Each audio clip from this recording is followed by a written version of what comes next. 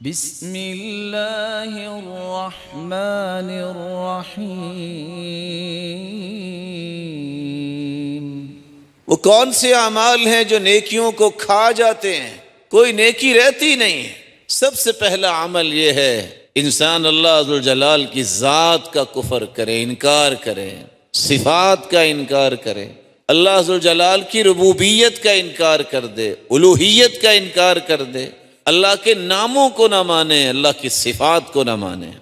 رسول اللہ صلی اللہ علیہ وآلہ وسلم پر ایک دوسری وحی کا نزول ہوتا ہے کہ زندگی کی نیکیاں کیسے ضائع ہوتی ہیں جب انسان شرک کرتا ہے، اللہ کے مقابلے میں کسی کو بگڑی بنانے والا سمجھنا، کسی کے بارے میں یہ تصور بنا لینا کہ یہ اولاد دے گا، کسی کے بارے میں یہ سمجھنا کہ رزق دے گا، کسی کے بارے میں یہ سمجھ لینا کہ کوئی بھی نقصان جو ہے اسے یہ بچائے گا، فائدہ اس سے ملے گا۔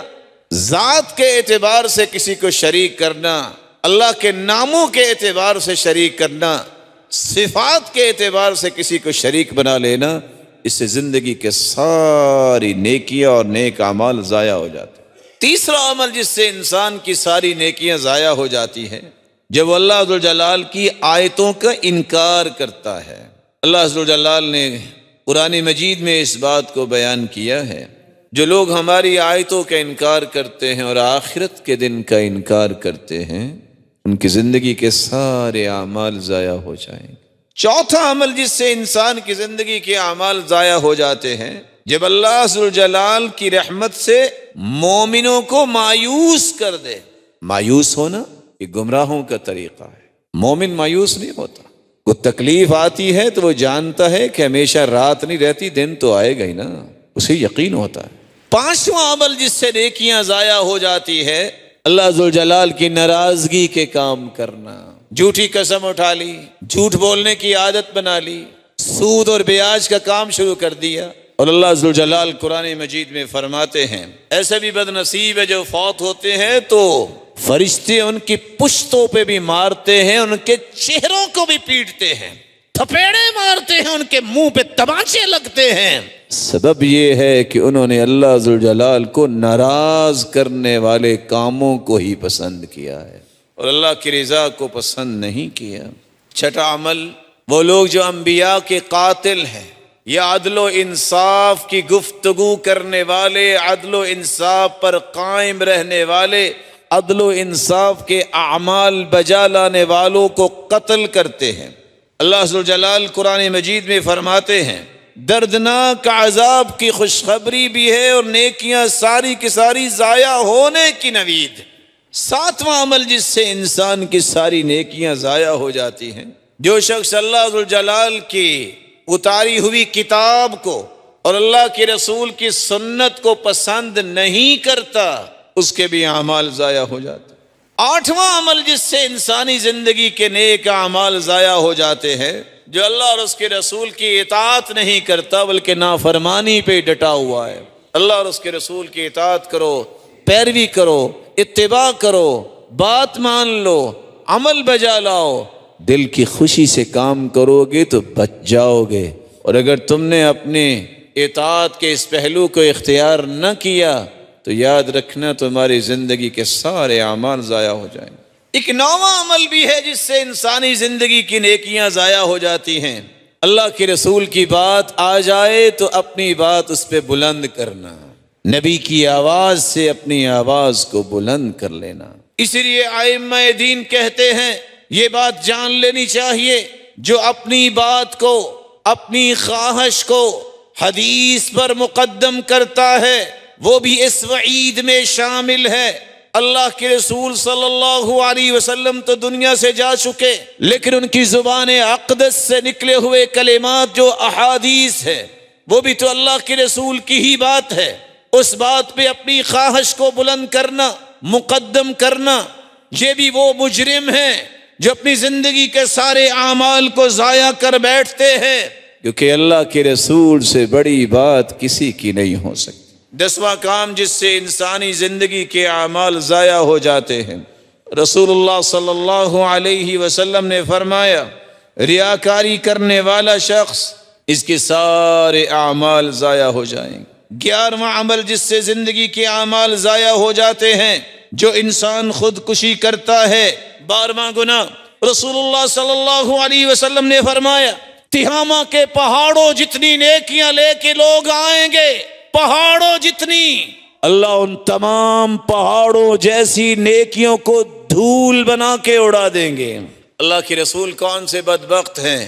فرمایا یہ وہ لوگ ہیں، وہ تمہارے جیسے ہوں گے، کیسے نماز بھی پڑھنے والے، رات کو بھی اللہ کے سامنے کھڑے ہونے والے، لیکن جب انہیں موقع ملے گا اکیلے ہوں گے تو اللہ کی حرمتوں کو پامال کرنے میں کوئی شرم نہیں محسوس کریں گے۔ 13واں عمل رسول اللہ صلی اللہ علیہ وسلم نے فرمایا جو عصر کی نماز چھوڑ دیتا ہے اس کی زندگی کے اعمال ضائع ہو جاتے ہیں، وہ تو ایسا ہو جاتا ہے جیسے اس کا نہ مال بچا نہ اہل و عیال بچا، سب برباد ہو گیا۔ اس لیے عصر کی نماز کی حفاظت کرنے کا حکم ہے۔ 14واں عمل جب انسان منافق ہو، منافقت کی 2 قسمیں ہیں، ایک ہے عقیدے کا منافق، ایک ہے عمل کا منافق۔ عقیدے کا منافق کہ دین کو دل سے پسند نہ کرے، دینداروں کو، انبیاء کو دل سے پسند نہ کرے، دینداروں کو تکلیف دینے کو پسند کرے، تو ایسا عقیدے کا منافق کافروں سے بھی نیچے ہوگا جہنم میں۔ عملی نفاق یہ ہے کہ جھگڑا ہو تو گالی دینا، امانت میں خیانت کرنا، وعدہ کر کے وعدہ جھوٹا کرنا۔ منافقت ایک ایسا عمل ہے جس سے انسانی زندگی کے اعمال ضائع ہو جاتے ہیں اگر عقیدے کا منافق ہو۔ 15واں عمل جس سے انسانی زندگی کے اعمال ضائع ہو جاتے ہیں جب انسان جھوٹی قسمیں اٹھاتا ہے، اور دوسری روایت کے الفاظ ہیں اللہ ذوالجلال اس کے گھر کو برباد کر دیتے ہیں۔ یہ دنیا کے چند ٹکوں کے پیچھے جھوٹی قسم اٹھانے سے رک جاؤ، باز آ جاؤ، یہ زمینیں ساتھ نہیں جانی، یہ مال ساتھ نہیں جائے گا۔ آج وقت ہے اپنے آپ کو صراط مستقیم پہ لے آؤ۔ یہ نمازیں، یہ روزے، یہ پہلی صف میں بیٹھنا کسی کام نہیں آئے گا اگر جھوٹی قسمیں اٹھائیں۔